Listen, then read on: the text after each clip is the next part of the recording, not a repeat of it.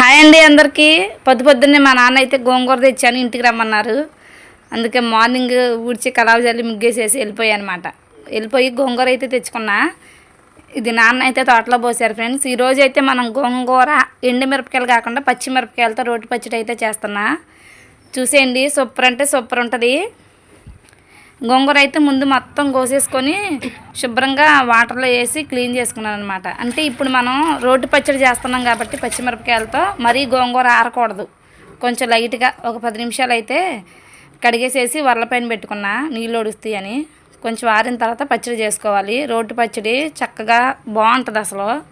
పచ్చిమిరపకాయలు, ఎల్లిపాయ, ఉల్లిపాయ, జీలకర్ర, ధనియాలు, ఇంకా గోంగూర. ఫస్ట్ అయితే పచ్చిమిరపకాయలు, ధనియాలు ఆయిల్లో వేసుకొని లైట్గా వేయించుకోవాలి. అట్లా బ్రౌన్ కలర్ వచ్చే వరకు కూడా కాదు, లైట్గా వేయించుకుంటేనే పచ్చడి టేస్ట్ ఉంటుంది. ఏ పచ్చడికి ఏ టేస్ట్ ఉంటుంది అనేది మనకు బాగా తెలిసిద్ది అనమాట. ఎండుమిరపకాయలు అయితే వేరేలాగా చేయాలి, పచ్చిమిరపకాయలతో చేసుకుంటున్నాం కాబట్టి. ఇంకా పచ్చిమిరపకాయలు వేయించి పక్కన తీసుకున్న తర్వాత కొంచెం సాల్ట్ వేసి గోంగూర కూడా ఉడకబెట్టుకుంటున్నా. ఇంకా అట్లా బాగా వేగకూడదు, కొంచెం వాటర్తోనే అట్లా ఉడికిద్ది అనమాట. గోంగూర అయితే ఉడికిపోయింది. గోంగూర కూడా పక్కకు తీసుకున్నా.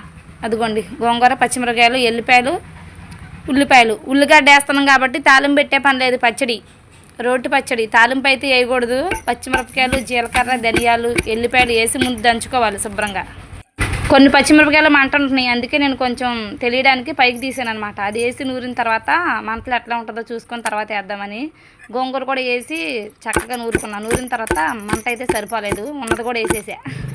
మనం పైకి తీసింది కూడా వేసేసి అట్లా మెత్తగా నూరుకోవాలి రోట్లో. నూరుకున్న తర్వాత 2 ఉల్లిపాయలు తీసుకున్నాను నేను. అంటే పెద్ద ఉల్లిగడ్డ అయితే ఒకటి సరిపోద్ది, చిన్నవి అయితే 2 కావాలా. ఇంకా ఉల్లిపాయలు కచ్చాబెచ్చా దొక్కోవాలి ఫ్రెండ్స్. మెత్తగా అయితే నూరకూడదు, చక్కగా లైట్లుగా అట్లా ఉల్లిపాయ ముక్కలన్నీ చిందేలాగా కచ్చాబెచ్చా దంచుకొని మనం చేసుకున్న గోంగూర కూడా వేసేసి మొత్తం ఒకసారి గిర్రం రుబ్బేసుకుంటే పచ్చడి అయితే రెడీ అయిపోయింది.